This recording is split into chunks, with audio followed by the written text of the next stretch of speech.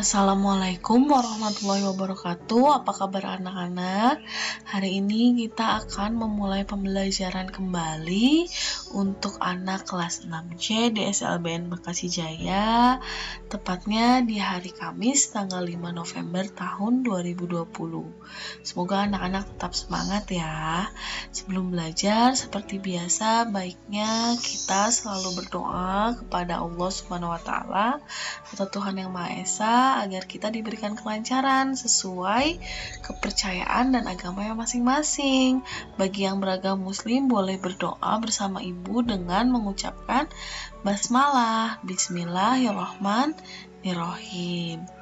Nah, hari ini kita masih tetap belajar tentang tema hewan peliharaan dan subtema ikan. Apa yang kita pelajari? Mari Ibu ulas sedikit tentang pembelajaran yang Ibu sampaikan 2 hari yang lalu. Ibu akan membahas sedikit mengenai ikan yang bisa dipelihara oleh kita.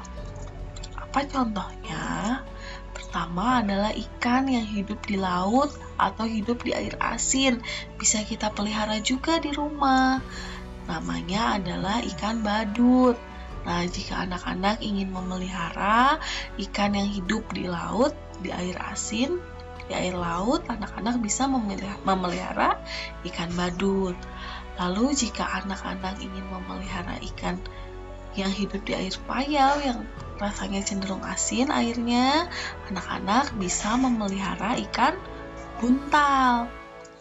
Nah, terakhir, ketika anak-anak ingin memelihara ikan air tawar yang mudah, anak-anak ambil airnya di rumah, tinggal putar keran, airnya keluar rasanya tawar, anak-anak bisa memelihara ikan mas koki.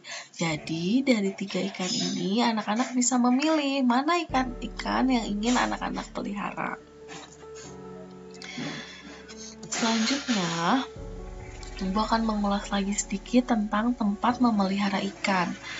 Nah, jika anak-anak di rumahnya memiliki halaman yang cukup luas, anak-anak bisa memelihara ikan di kolam ikan seperti ini contohnya.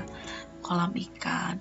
Tetapi jika rumah anak-anak seperti rumah ibu yang halamannya kecil, halamannya terbatas, anak-anak bisa memelihara ikan di dalam akuarium. Akuarium itu adalah tempat yang terbuat dari kaca atau akrilik yang bisa menampung air dan ikan di dalamnya. Ini adalah akuarium. Jadi anak-anak tinggal memilih nih, kalau misalnya rumah aku masih luas nih, halamannya aku mau bilang ke orang tuaku untuk bikin kolam ikan. Tapi kalau seperti rumah ibu yang halamannya terbatas, kecil, anak-anak bisa memelihara ikan seperti di dalam akuarium ini, tergantung anak-anak ya. Selanjutnya, jika anak-anak ingin memelihara ikan, anak-anak tentunya seperti tadi harus menyiapkan tempat tinggalnya dulu, mau di kolam atau di akuarium. Nah, anak-anak pun harus memperhatikan makanannya, karena ikan juga harus diberikan makanan setiap hari. Apa makanannya? Seperti yang kita tahu, ikan itu memakan binatang yang lebih kecil dari ukurannya. Jadi kalau misalnya anak-anak memelihara ikan mas koki, anak-anak harus memberi makan ikan mas koki itu dengan binatang yang ukurannya lebih kecil. Seperti apa contohnya? Yang pertama adalah cacing sutra. Cacing sutra itu adalah cacing yang berukuran sangat kecil dan berwarna pink atau kemerahan. Selanjutnya adalah udang-udang kecil dan ikan-ikan yang berukuran kecil lainnya. Nah, untuk lebih memudahkan anak-anak, sekarang itu banyak dijual makanan dari cacing atau ikan atau udang yang sudah dikeringkan. Nah, Ibu akan memberikan contoh kemasannya. Ini contohnya. Dan ini adalah contoh bentuk dari makanan ikannya, sangat kecil-kecil dan mudah untuk dimakan oleh ikan. Nah, ketika anak-anak ingin memelihara ikan, anak-anak harus bertanggung jawab untuk menjaga kesehatan dan kebersihan ikan itu. Pertama, untuk menjaga kesehatannya, anak-anak tentunya harus memberi makan setiap hari. Seperti ini, tak lupa memberi makan, bisa menggunakan cacing, udang kecil, atau makanan yang sudah dikeringkan tadi, yang anak-anak bisa beli dalam bentuk kemasan itu. Dan tak lupa anak-anak juga harus selalu menjaga kebersihannya dengan cara membersihkan tempat tinggal ikannya. Kalau ini ibu contohkan di akuarium ya, anak-anak harus membersihkan akuariumnya itu secara rutin. Selain membersihkan akuarium, anak-anak pun harus memberikan filter atau saringan dan oksigen di dalam akuarium atau kolam tempat tinggal ikan yang anak-anak pelihara.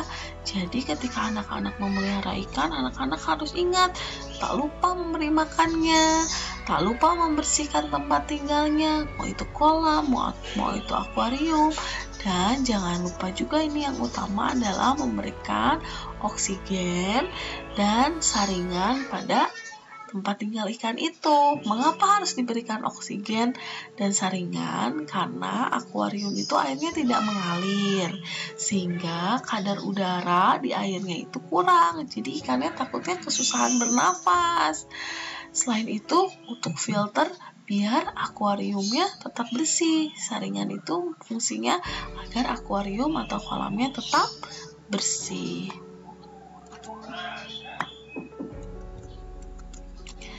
Lalu ibu akan memberitahu nih alat yang dibutuhkan untuk membersihkan akuarium. Ini ibu contohkannya akuarium ya, tapi kurang lebih sama dengan cara kita jika kita ingin membersihkan kolam. Pokoknya ini adalah alat yang dibutuhkan untuk membersihkan tempat tinggal ikan. Yang pertama adalah selang. Anak-anak membutuhkan selang. Yang kedua adalah saringan. Saringan fungsinya untuk apa? Nanti ibu akan beritahu. Selanjutnya adalah ember, dan yang terakhir adalah sikat. Nah, untuk akuarium khususnya kita juga membutuhkan sikat yang bentuknya seperti ini. Dan sikatnya itu bukan sikat seperti sikat di kamar mandi, tetapi sikat yang digunakan untuk mencuci piring, ada sponsnya. Nah, ini yang kita butuhkan ketika kita ingin membersihkan tempat tinggal ikan yang kita pelihara. Lalu bagaimana caranya setelah kita punya selang, punya saringan, ada ember pula, ada sikatnya pula. Terus cara membersihkannya seperti apa? Ibu akan beritahu ya. Nah, cara membersihkan akuarium, ibu contohnya akuarium di sini. Pertama adalah ikannya anak-anak harus keluarkan dulu dari akuariumnya, lalu anak-anak pindahkan ikan-ikan dalam akuarium ini ke dalam ember. Kenapa? Karena akuariumnya akan dibersihkan, disikat oleh anak-anak. Nah, setelah anak-anak mengambil ikan-ikan ini dan dipindahkan ke dalam ember, lalu akuariumnya dibersihkan dari kotoran-kotoran nih. Biasanya akuariumnya kotor ini karena lumut, karena kotoran-kotoran ikan. Anak-anak sikat pakai spons, boleh juga pakai cairan pembersih khusus, tapi jika tidak ada cukup menggunakan spons.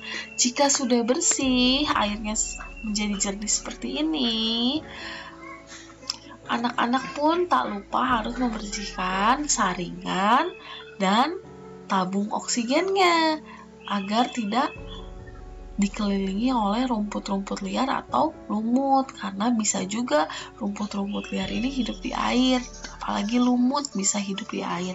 Agar tidak tertutup, anak-anak ambil lumut-lumutnya dan rumput-rumput liarnya ya.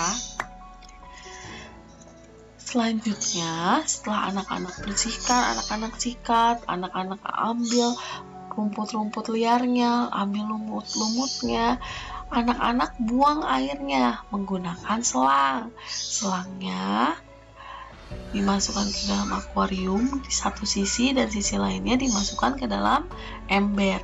Jika akuariumnya dekat dengan kamar mandi, selangnya boleh langsung dialirkan ke dalam kamar mandi hingga airnya habis, hingga air kotornya habis.